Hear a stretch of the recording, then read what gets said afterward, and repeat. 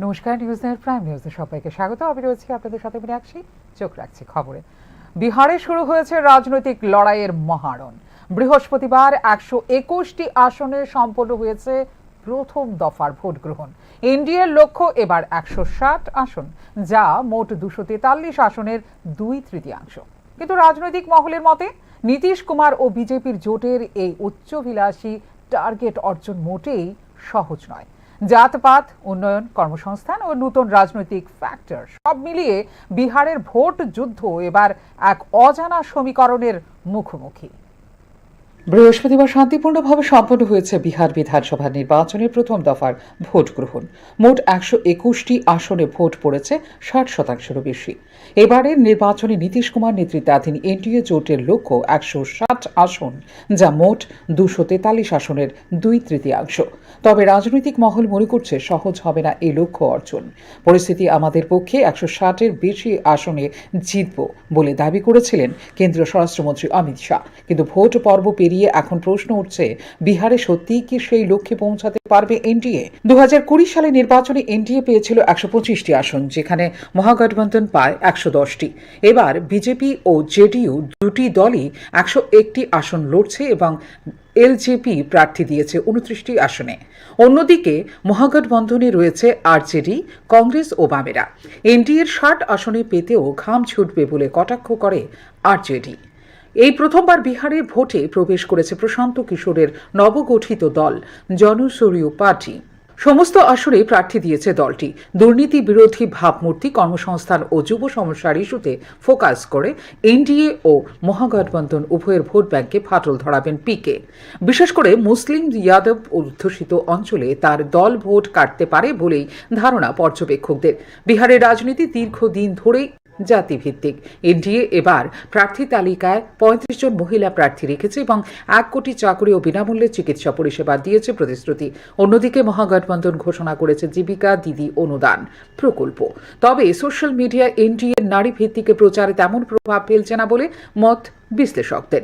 নীতিশ কুমারের দীর্ঘ 2 দশকের শাসনের ফলে শাসক বিরোধী মনোভাবও তৈরি হয়েছে কিছুটা। কর্মসংস্থান, মুদ্রাস্ফীতি ও দুর্নীতির প্রশ্নে ক্ষুব্ধ ভোটারদের একাংশ। রাজনৈতিক বিশ্লেষকদের মতে 2024 সালে লোকসভা নির্বাচনে বিজেপির আপকি বার 400 পার স্লোগান যেমন বাস্তবতার ধাক্কা খেয়েছিল, তেমনি বিহারের 160 পার লক্ষ্যও হতে পারে ঝুঁকিপূর্ণ।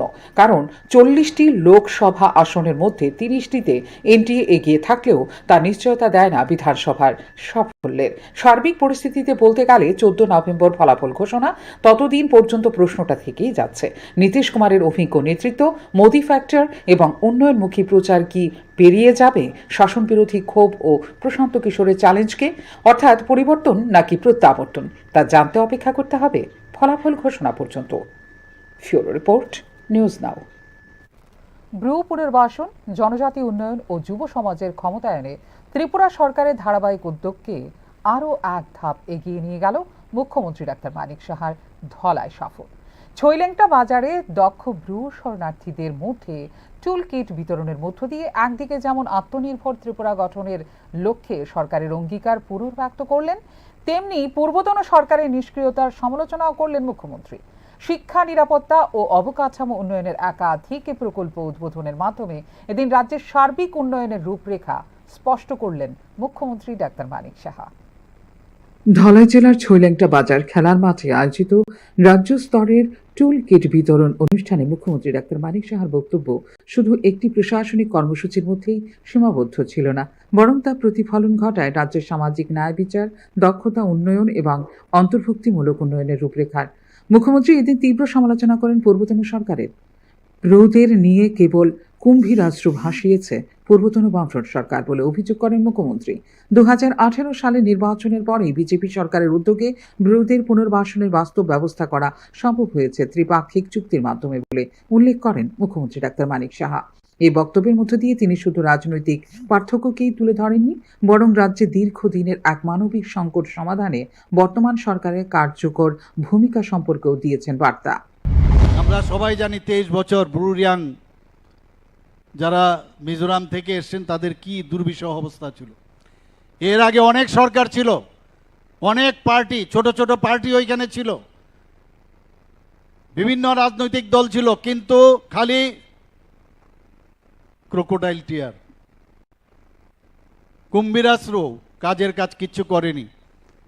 কিন্তু 2018 পর আমাদের যখন ভারতীয় জনতা পার্টির নেতৃত্বাধীন সরকার সেখানে আসে, তাদেরকে সেই হিউম্যানিটেরিয়ান গ্রাউন্ডে এবং চ্যালেঞ্জ হিসাবে আমাদের সরকার এখানে, কেন্দ্রীয় সরকার, ত্রিপুরা সরকার এবং ব্রুরিয়াং শরণার্থীদের লিডারদের মধ্যে একটা, এবং মিজোরাম সরকার, আমাদের একটা কোয়াড্রিপার্টাইট একটা এগ্রিমেন্ট হয় এবং সেই অনুযায়ী কাজ হয়েছে। প্রথমে 500 থেকে 550, 600 কোটি টাকার এটা দিল্লির থেকে অনুদান দেওয়া হয়েছিল, কিন্তু এখন গিয়ে সেটা প্রায় 800 কোটি টাকা হয়েছে। আমাদের মাননীয় প্রধানমন্ত্রীজি বারবার বলছেন যে ওনারা আমাদের এই ভাই বোন, ওনাদেরকে ডেভেলপমেন্ট অবশ্যই আমাদের করতে হবে।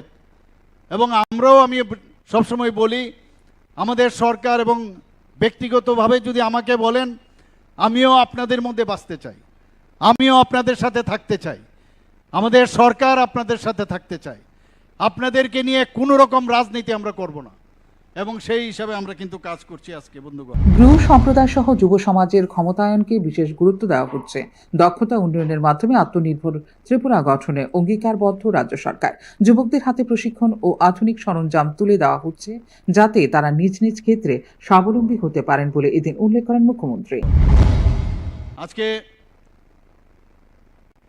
এই যে আমরা স্কিল ডেভেলপমেন্টের যে বিষয় বললাম, তাতে করে যে ডিগনিটি, আমার আত্মসম্মান, সেটাও একদিকে বজায় থাকবে।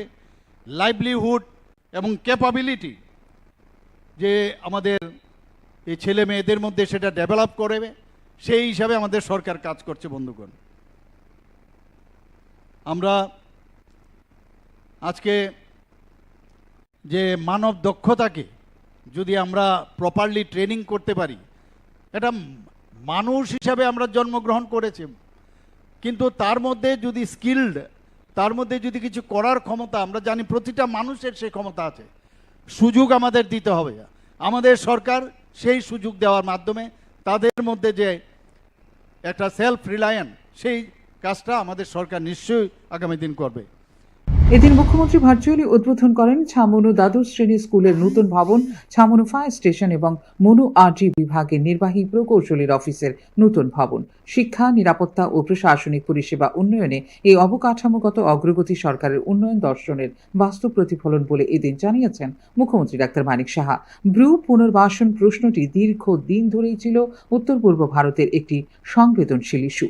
বর্তমানে তাদেরকেও ত্রিপুরার নাগরিক হিসেবে দেওয়া হচ্ছে সমান অধিকার। দিনের শেষে হামভাই পাড়া ব্রু সেটেলমেন্ট কলোনিতে শিশুদের সঙ্গে সাক্ষাৎ করেন মুখ্যমন্ত্রী। একটি দক্ষ, অন্তর্ভুক্তিমূলক ও সমৃদ্ধ ত্রিপুরা গড়াই সরকারের মূল লক্ষ্য বলে এদিন জানিয়েছেন মুখ্যমন্ত্রী doctor Manik Saha. Bureau report, news now. উত্তর ত্রিপুরা সফর শেষে বৃহস্পতিবার খোয়াই জেলা সফর করেন রাজ্যপাল ইন্দ্রসেনা রেড্ডি নাল্লু। খোয়াই জেলা শাসকের কার্যালয়ে গার্ড অফ অনারের মাধ্যমে তাঁকে সংবর্ধনা জানায় জেলা পুলিশ। পরে খোয়াইয়ের সীমান্ত এলাকা গৌরনগর, বেলছড়া, বকবিল ও খ্যাংড়া বাড়ি পরিদর্শন করেন রাজ্যপাল ইন্দ্রসেনা রেড্ডি নাল্লু। प्राइम मिनिस्टर मोदी जी ने जो बॉर्डर विलेजेस को वाइब्रेंट विलेजेस के नाम देके उसको प्रायोरिटी दिया है। वो वाइब्रेंट विलेजेस में सेंट्रल गवर्नमेंट का, स्टेट गवर्नमेंट का स्कीम्स सबको आ रहे नहीं आ रहे, ये देखने के लिए 3 दिन से नॉर्थ त्रिपुरा, उन्नकोटी, दलाई डिस्ट्रिक्ट देखते हुए आए हैं बॉर्डर विलेजेस। ये जिला का भी पहले एक गांव देख चुके हैं, बाकी के 8 गांव और एक बार प्रोग्राम रख के उधर जाने वाले हैं। वो गांव में जैसे स्टूडेंट्स का एजुकेशन है, सेल्फ हेल्प ग्रुप्स है, सेल्फ हेल्प ग्रुप्स के लिए क्या क्या सुविधा है, वैसे ही बाकी के फार्मर्स के बारे में जो भी सुविधा दे रहे वो मिल रहा नहीं मिल रहा है। एजुकेशन के बारे में, हेल्थ के बारे में, ये सब वैसे ही सब लोगों को घर आए क्या, घर आए तो इलेक्ट्रिसिटी है क्या, पानी आए क्या, गैस स्टोव है क्या, रेशन ठीक से आ रहे क्या, ये सब पूछने के लिए, मालूम करने के लिए घूमते हुए आ रहा हूँ। फिर ये जिला नेक्स्ट मंथ में आऊँगा और बाकी के जितने बचे हैं वो। রাজ্যে বেকারত্ব, মাদকাসক্তি ও প্রশাসনিক অরাজকতার প্রতিবাদে রাধানগরে গণ অবস্থান কর্মসূচি পালন করল ত্রিপুরা প্রদেশ যুব কংগ্রেস, মহিলা কংগ্রেস, এনএসইউআই ও সেবা দল। ৭ দফা দাবিকে কেন্দ্র করে সরকারের তীব্র সমালোচনা করলেন প্রদেশ কংগ্রেস সভাপতি আশিস কুমার সাহা। প্রশাসনিক অরাজকতা, বেকারত্ব এবং নেশা সমস্যার মতো ইস্যুকে সামনে রেখে সরব হল ত্রিপুরা প্রদেশ কংগ্রেস। বৃহস্পতিবার যুব কংগ্রেস, মহিলা কংগ্রেস, এনএসইউআই এবং সেবা দল রাধানগর বাসস্ট্যান্ডে যৌথভাবে আয়োজিত করে গণ অবস্থান কর্মসূচি। মোট ৭ দফা দাবির ভিত্তিতে আয়োজিত হয় এই কর্মসূচি। বিজেপির শাসনকালে গোটা দেশে অরাজকতা চলছে। ত্রিপুরায় প্রশাসন কার্যত পক্ষাঘাতগ্রস্ত। নেশামুক্ত রাজ্যের প্রতিশ্রুতি দিয়ে বিজেপি রাজ্যকে নেশার করিডোরে পরিণত করেছে বলে দিন অভিযোগ করেন প্রদেশ কংগ্রেস সভাপতি আশিস কুমার সাহা। রাজ্যে একটা সুষ্ঠু প্রশাসন, মানুষ নিরাপত্তা চায়, মানুষ এই রাজ্যে সুখে শান্তিতে বেঁচে থাকতে চায়। দ্রব্যমূল্যের যে এখানে বৃদ্ধি দিন দিন হচ্ছে, তার কোনো নিয়ন্ত্রণ, বাজারের কোনো নিয়ন্ত্রণ সরকারের নেই। এই নিয়ন্ত্রণহীন কালোবাজারিদের, ব্যবসায়ীদের জন্য এই সরকার যেভাবে মুক্ত সুযোগ করে রেখেছেন, এর মাধ্যমে যে তুল্যা আদায় করছেন, বিভিন্ন দুর্নীতির প্রসঙ্গে গিয়ে আজকে বিভিন্ন দপ্তর কমিশনখোর হিসাবে যেভাবে প্রতিপন্ন হচ্ছেন, এই সরকার চলতে পারে না। তাই আমরা গণ অবস্থানের মধ্য দিয়ে আওয়াজ তুলছি, জনগণকে জাগ্রত করছি এবং আগামী দিন আরো বৃহত্তর আন্দোলনের দিকে আমরা ধাপে ধাপে যাব। আমি শাসক দলের ছত্রছায়ায় ফুলে ফেপে উঠেছে মাদক ব্যবসা, যেখানে স্বাধীনভাবে কাজ করতে পারছে না প্রশাসন। পুলিশের একাংশ দলদাসে পরিণত হওয়ায় আরো দুর্বল হয়ে পড়েছে আইন শৃঙ্খলা পরিস্থিতি বলেও অভিযোগ করেন প্রদেশ কংগ্রেস সভাপতি। সারা রাজ্য জুড়ে নেশার রমরমা, নেশায় যেমন মানুষ আসক্ত করা, এটা এই সরকারের তাদের একটা মূল লক্ষ্য, যে নেশা মুক্ত রাজ্য গড়ার স্লোগান দিয়ে এখন নেশাযুক্ত রাজ্য গড়ার দিকে এগিয়ে যাচ্ছে। নেশা কারবারি বলুন, নেশার সেবক বলুন, এবং নেশাদ্রব্য যারা এই রাজ্যকে করিডোর করে পাচার করছে, এই সরকার নির্বিকার কোনো ব্যবস্থা নেই। শাসক দলের আশ্রয়ে প্রশ্রয়ে এবং শাসক দলের নেতাদের হাত ধরেই যখন এই রাজ্যের নেশার রমরমা, তখন এই রাজ্যের সরকার পদক্ষেপ নেওয়ার ক্ষেত্রে নানাভাবে যারা এই নেশার সঙ্গে, ব্যবসার সঙ্গে যুক্ত, নেশার সেবনে যুক্ত, নেশার নানাভাবে পাচারকারী হিসাবে যারা চিহ্নিত, তাদের বিরুদ্ধে কোনো ব্যবস্থা গ্রহণ করেন না। নেশা কারবারিদের বিরুদ্ধে কঠোরতম আইন অনুযায়ী ব্যবস্থা গ্রহণ, সরকারি দপ্তরের সব শূন্যপদ অবিলম্বে পূরণ, সরকারি শিক্ষার বেসরকারীকরণ বন্ধ, পুলিশ প্রশাসনকে স্বাধীনভাবে কাজের সুযোগ দেওয়া, ১২৫তম সংবিধান সংশোধনী বিল সংসদে পাশ করা, ককবরক ভাষায় রোমান হরফ ব্যবহারের সরকারি অনুমোদন, অটো, টমটম ও ই রিক্সা চালকদের হয়রানি বন্ধ এবং নিত্য প্রয়োজনীয় দ্রব্যের মূল্যবৃদ্ধি রোধ, মোট এই ৭ দফা দাবিকে কেন্দ্র করে পালন করা হয় গণ অবস্থান কর্মসূচি। এই দাবিগুলি বাস্তবায়িত না হলে রাজ্য জুড়ে আরো বৃহত্তর আন্দোলনের নামবে সংগঠন বলেও এদিন জানিয়েছে Congress. Bureau report, news now. পেনশনার্সদের সুবিধা সহজ ও স্বচ্ছ করতে শুরু হয়েছে দেশব্যাপী ডিজিটাল লাইফ সার্টিফিকেট ক্যাম্পেইন 4.0। আগরতলায় অনুষ্ঠিত এই উদ্যোগে পেনশনার্সরা যেন ঘরে বসে সব পরিষেবা পান, সেই ক্ষেত্রে রাজ্য সরকারের প্রতিশ্রুতির কথা উল্লেখ করেন অর্থমন্ত্রী প্রণজিৎ সিংহ রায়। বৃহস্পতিবার মুক্তধারা প্রেক্ষাগৃহে আয়োজিত হয় এই অনুষ্ঠানটি। দেশের পেনশন পরিষেবাকে আরো সহজ, স্বচ্ছ ও প্রযুক্তি নির্ভর করার লক্ষ্যে আগরতলার মুক্তধারা অডিটোরিয়ামে অনুষ্ঠিত হলো ডিজিটাল লাইফ সার্টিফিকেট ক্যাম্পেইন 4.0। এই উদ্যোগের মাধ্যমে পেনশনারদের জীবনযাপনকে আরো স্বস্তিদায়ক এবং ঝামেলামুক্ত করতে রাজ্য সরকারের প্রতিবদ্ধতার কথা উল্লেখ করেছেন অর্থমন্ত্রী প্রণজিৎ সিংহ রায়। পেনশনারদের সব ধরনের সুযোগ সুবিধা দেওয়াই সরকারের প্রাথমিকতা। 19 জন এই মুহূর্তে যারা রিপোর্ট আমার কাছে আছে, 80,019 পেনশনার্স ইন অল ক্যাটাগরি এখনো আমাদের রাজ্যে আজকে পেনশন। তো স্বাভাবিকভাবে এটা আমাদের রাজ্যের মতো যেখানে ছোট্ট 41 লাখ লোকের যে সমাবেশের মধ্যে 80,000 এবং এই পেনশনের সংখ্যাটা একবারে ছোট নয়। স্বাভাবিকভাবে তাদের এই সুযোগ এবং তাদেরকে একটা সঠিক সুযোগ সুবিধা এই আনার যে তাগিদ সরকারের সব রকম ভাবে এটার মধ্যে জোর দিয়েছেন এবং অর্থ দপ্তরে বলেছেন যে শুধু এটা নয়, আগামী দিনে অর্থ দপ্তরের উদ্যোগে আরো যাতে খুব সঠিকভাবে একই টেবিলে বসে সারা রাজ্যের সবকিছু দেখা যায় সেই ব্যবস্থা অর্থ দপ্তর নিতে যাচ্ছে। তো স্বাভাবিকভাবে পেনশনারদের যদি সুযোগ অসুবিধা এরপরেও আজকে এই পোর্টাল যেখানে মোবাইল অ্যাপের মাধ্যমে যেখানে মানে আজকে ট্রেনিং দেওয়া হবে, এটা হওয়ার পরও শুধু এই অল্প সংখ্যক যে পেনশনারদের মধ্যে করলে হবে না, এটা সারা রাজ্যের মধ্যে প্রতিটি ডিস্ট্রিক্টে করতে হবে এবং ডিস্ট্রিক্টে করার পরেও সেই জায়গা তো 100% পেনশনার আসবে না, অনেকে আসবে, কিন্তু এটা আমাদের দায়িত্ব নিতে হবে। এর সঙ্গে যুক্ত করতে হবে অফিসিয়াল, যেখানে ট্রেজারি অফিসার থেকে শুরু করে আমাদের টোটাল অর্থ দপ্তরে বাকি সেখানে সব জায়গায় যখন যে জানতে চাইবে তাকে সেভাবে তারকে বোঝাতে হবে। আমি অবশ্যই এই সেমিনারে এখানে উপস্থিত আছেন আমাদের এজি থেকে শুরু করে ব্যাংকার্স যারা বিভিন্ন ব্যাংক থেকে আসছেন এবং সকলে এটার সঙ্গে যুক্ত হতে হবে, সকলে সহযোগিতা হাত বাড়াতে হবে। এটা সরকার ভেবেছে। এক টেবিলে সব সমস্যার সমাধান নিশ্চিত করার উদ্যোগ নিয়েছে রাজ্য সরকার। রাজ্যের প্রতিটি জেলায় ডিজিটাল লাইফ সার্টিফিকেট পরিষেবা সমানভাবে কার্যকর করার, পেনশনারদের আর অফিসে গিয়ে লম্বা লাইনে গিয়ে যাতে না দাঁড়াতে হয়, তারা যেন মোবাইল বা কম্পিউটার ব্যবহার করে অনলাইনে তাদের জীবিত থাকার প্রমাণপত্র জমা দিতে পারেন, এই বিষয়টিকে গুরুত্ব দিচ্ছে রাজ্য সরকার বলে এই দিনের অনুষ্ঠানে উল্লেখ করেন অর্থমন্ত্রী প্রণজিৎ সিংহ রায়। পেনশন প্রাপকদের একজনকেও যেন ঘরের বাইরে না যেতে হয়, রাজ্য সরকারের এই প্রচেষ্টার ক্ষেত্রে সংশ্লিষ্ট সব দপ্তর, ব্যাংক এবং অন্যান্য সহযোগিতার আবেদন জানিয়েছেন অর্থমন্ত্রী প্রণজিৎ সিংহ রায়।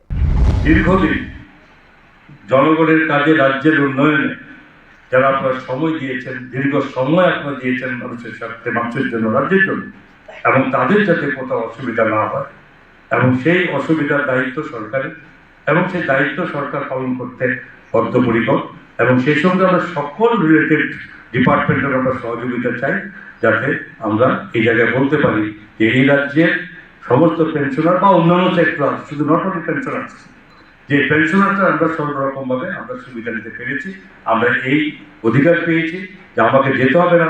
আমার বৃদ্ধ বয়সে বলেছেন সেক্রেটারি, বয়স্ক মানুষ বিছানাতে উঠতে পারে না, তাদেরকেও যদি ফিজিক্যালি অ্যাটেন্ডেন্স দিতে হয় ব্যাংকের মধ্যে, that is not possible to that person.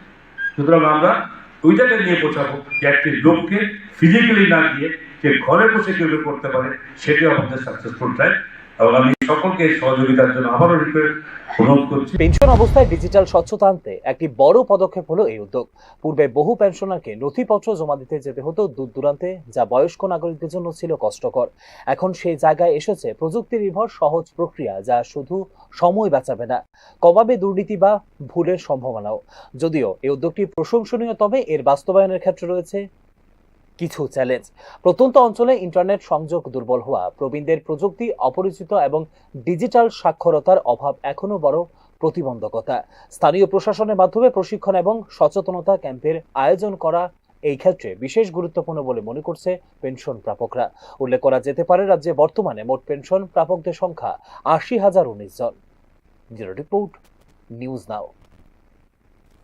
Udaipur rail স্টেশনে পুলিশের বিশেষ অভিযানে গ্রেপ্তার হলো হেরোইন সহ 3 যুবক। এদের মধ্যে একজন বিএসএফ জওয়ানও। প্রাথমিক তদন্তে তারা আন্তঃরাজ্য মাদক চোরাচালান চক্রের সঙ্গে যুক্ত বলে উঠে এসেছে পুলিশের প্রাথমিক তদন্তে। উদয়পুর রেল স্টেশন এলাকায় মাদক বিরোধী অভিযানে ধরা পড়েছে আন্তঃরাজ্য মাদক চোরাচালান চক্র। গোপন সূত্রের খবর পাওয়ার পর স্টেশন চত্বরে অভিযান চালিয়ে 3 যুবককে আটক করে পুলিশ। তল্লাশিতে উদ্ধার হয় হেরোইন সহ অন্যান্য নেশা সামগ্রী। গ্রেপ্তারকৃতদের মধ্যে রয়েছে সাজমুল ইসলাম, ফরিদ আক্তার এবং সেলিম উদ্দিন। ধৃত সেলিম উদ্দিন একজন বিএসএফ জওয়ান বলে জানিয়েছে পুলিশ। और जीआरपी रेलवे पुलिस ने मिलके एक जॉइंट ऑपरेशन किया था। उसमें हमने 3 लोगों को पकड़ा है। 3 लोगों के नाम है, एक का नाम है सजीमुल इस्लाम, एक का नाम है फरीद अख्तर और एक का नाम है सलीमुद्दीन। तो ये तीनों को पकड़ा है हमने और उनके पोजीशन में हमें 10 केस मिले हैं जो अभी suspected to be brown sugar. तो इसका टोटल वेट हमें मिला है 128 ग्राम्स, ये टोटल वेट मिला है। और ये तीनों जो है ये आसाम के रहने वाले हैं और इसमें से सलीमुद्दीन जो है वो बीएसएफ का एक सफाई कर्मचारी, एक ट्रेड्समैन है, बीएसएफ का एक वर्कर है। तो इन तीनों को आज हमने इस केस में ये किया है, डिटेन किया है और आगे का इन्वेस्टिगेशन। ধৃতরা একটি আন্তঃরাজ্য মাদক চোরাচালান চক্রের সঙ্গে যুক্ত। চক্রটি রেলপথ ব্যবহার করে রাজ্যের বিভিন্ন এলাকায় মাদক সরবরাহ করে আসছিল। প্রাথমিকভাবে চক্রের অন্যান্য সদস্যদের শনাক্ত করতে অভিযান চালাচ্ছে পুলিশ।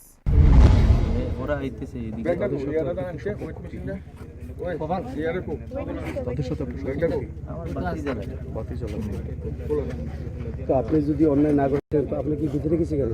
হ্যাঁ, আপনাকে বেঁধে রেখেছে কেন? আমি ব্যাগ আনি নাই। না না, আপনাকে বেঁধে রাখলো কেন? হ্যাঁ, বেঁধে রেখেছে আপনাকে? আমি তারা ভাবে আমি বলি বাকি যাবো বলে। কে ভাবে? ওরা কয়। ওরা কারা? এই যে অন্য লোক আছে। কে ওরা খারাপ? পুলিশ? হ্যাঁ, আপনাকে বেঁধে রেখেছে? আমারে কয় আমি তুমি বাকি যাবো বলে। আমি কেন বাকি? আপনি কি করেন এমনিতে? হ্যাঁ, এমনিতে কি করেন আপনি? আমি কিছু না, আমি তো চাকরি করতেছি। কিসের চাকরি? বিএসএফ। বিএসএফ। আপনাকে কারা বাঁধলো? এরা মানে ভাবছে যে আমি বাকি যাবো। এরা কারা? ওই পুলিশ মানে। কি করেছিলেন কি কারণে? কি দিয়ে বাঁধছে আমি আপনাকে? কিছু করিনি। কি দিয়ে বাঁধছে আপনাকে? না না, এটা তো গামছা লাগাইছে। গামছা লাগিয়ে রেখেছে নাকি? এই চক্র আরো বৃহৎ পরিসরে কাজ করছে এবং এর সঙ্গে আরো সরকারি আধিকারিক সংযুক্ত থাকতে পারে বলে অনুমান তদন্তকারী পুলিশ দলের। রাজ্যের যুব সমাজকে নেশার কবল থেকে রক্ষা করতে নেশামুক্ত ত্রিপুরা গঠনের ডাক দিয়েছে রাজ্য সরকার। কিন্তু রক্ষকই যদি ভক্ষক হয়ে ওঠে তবে নেশামুক্ত ত্রিপুরা গড়ার পরিকল্পনা প্রশ্নচিহ্নের মুখে বলে মনে করছেন তথ্যবিজ্ঞ মহল। ভবিষ্যতে এই ধরনের অভিযান জোরদার করা হবে। বিশেষভাবে বিএসএফ কর্মীদের মধ্যে এই ধরনের অনৈতিক কার্যকলাপ রুখতে নজরদারি বাড়ানো হবে। ব্যুরো রিপোর্ট, নিউজ নাও।